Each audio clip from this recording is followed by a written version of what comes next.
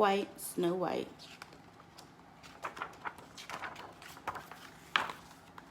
For Tamika, it was always the right time and place to dance and sing.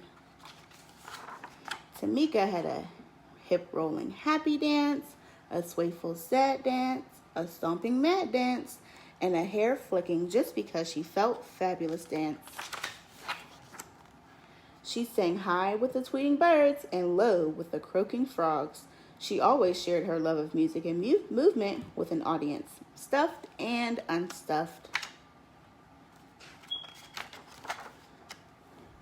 Tamika loved the stage. It was her perfect place.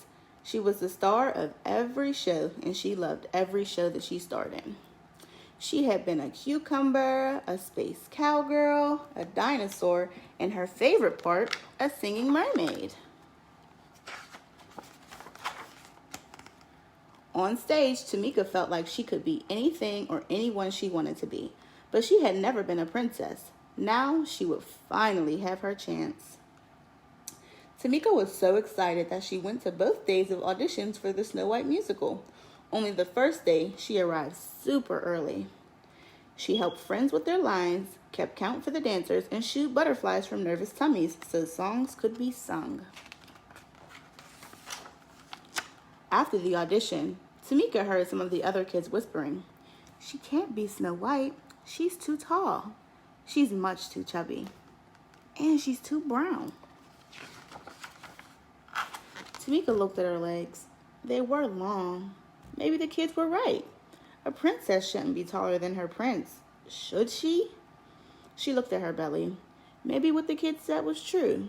She could not remember any chubby princesses. Tamika looked at her skin.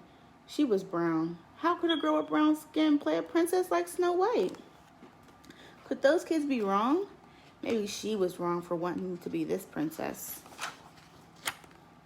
Tamika slouched and sucked in her belly. She tried pulling down her sleeves, but there was no getting around being brown. For the first time, she didn't feel like dancing or singing. At dinner, Tamika didn't tap her feet or clang rhythms with her spoon. "Is something wrong?" asked her mom. "The other kids said I'm too tall, too chubby, and too brown." "I'm not right for Snow White," said Tamika. "You've got it all wrong," Mom said. "You are tall enough, chubby enough, and brown enough to be a perfect princess." "Besides," said her dad, "Snow White is just pretend. You've always been my real princess." "You're just enough of all the right stuff," he kissed her forehead.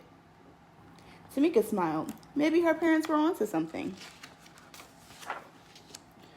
At the audition the next day, Tamika watched all the other kids get on stage and do their best.